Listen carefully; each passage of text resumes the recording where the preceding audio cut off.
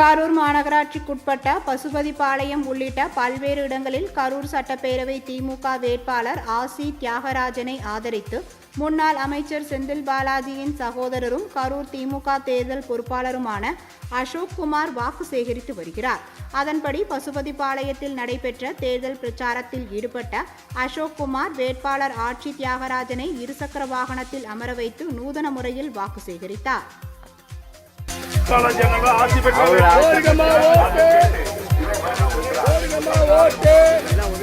நல்லாட்சி வழங்குக, மீண்டும் தலைமை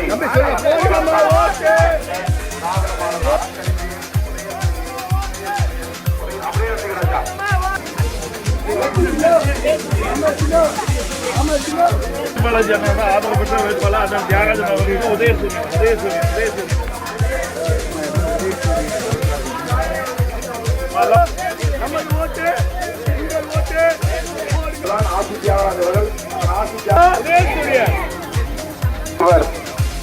நமது சட்டமன்ற உறுப்பினரும் நமது மாவட்ட கழக செயலாளரும்